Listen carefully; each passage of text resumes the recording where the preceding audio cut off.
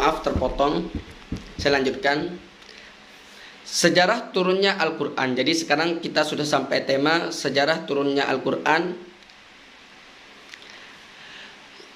Poin yang pertama, ayat Al-Quran pertama yang turun adalah surat Al-Alaq ayat 1 sampai 5. Ayat ini diturunkan menjadi tanda awal kenabian Nabi Muhammad SAW. Jadi turunnya surat pertama yaitu surat Al-Alaq ayat 1 sampai 5. Kemudian poin yang kedua, turunnya Al-Quran menjadi awal dari perjuangan menyebarkan agama Islam di Jazirah Arab. Yang ketiga, Al-Quran pertama kali diturunkan di Gua Hiro. Jadi tempat turunnya Al-Quran pertama kali yaitu di Gua Hiro. Ketika Nabi Muhammad berdiam di Gua Hiro, kemudian Nabi Muhammad itu didatangkan oleh malaikat Jibril. Malaikat Jibril memerintahkan kepada Nabi Muhammad untuk membaca Al-Quran, tapi Nabi Muhammad itu tidak tahu membacanya. Iqra. Nabi Muhammad menjawab, ma ana biqari. Nabi Muhammad tidak bisa membaca, saya tidak bisa membaca. Sampai 3 kali akhirnya Nabi Muhammad alhamdulillah bisa membaca.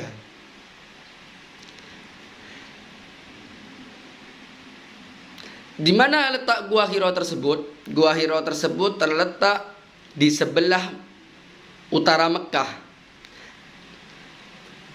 pada 17 Ramadan 610. Jadi Al-Quran itu tempatnya di Gua Hiro dan turunnya Al-Quran itu pada tanggal 17 Ramadan.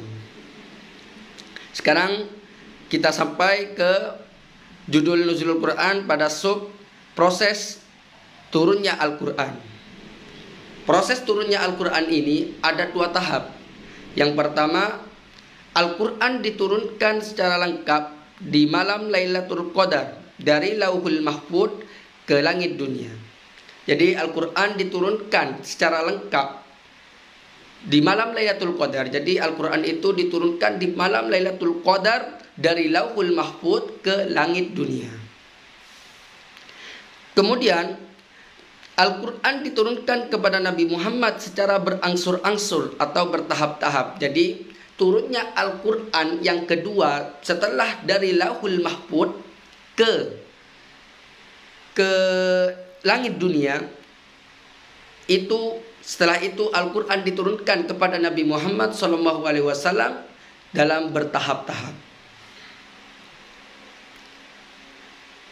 Turunnya Al-Quran dibagi 2 periode.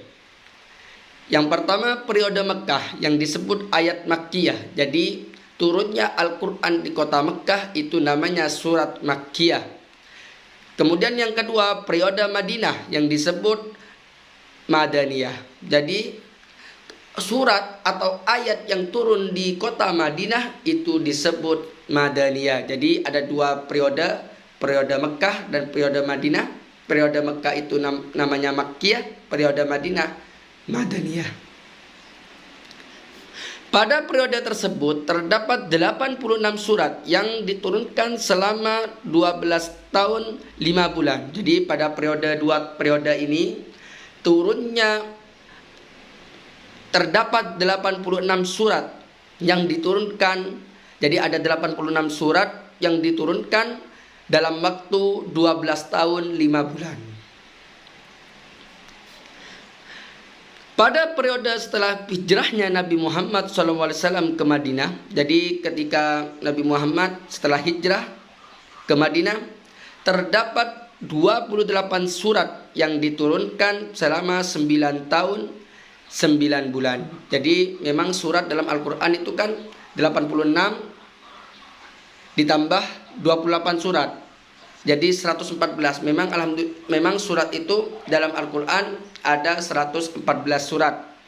Jadi pada periode setelah Nabi itu hijrah ke Madinah terdapat 28 surat yang diturunkan selama berapa? Selama 9 tahun dan 9 bulan. Yang terakhir, saya akan menjelaskan keutamaan nuzulul Quran. Yang pertama, lebih baik daripada 1000 bulan. Jadi turunnya Al-Quran, salah satu keutamaannya yaitu, mohon maaf, bukan salah satu keutamaan, tapi nomor pertama itu adalah lebih baik daripada 1000 bulan. Kemudian yang kedua, diampuni segala dosa. Jadi dalam hadis atau lainnya, orang yang menghidupkan malam nuzulul Quran, menghidupkan ini maksudnya mungkin ngaji atau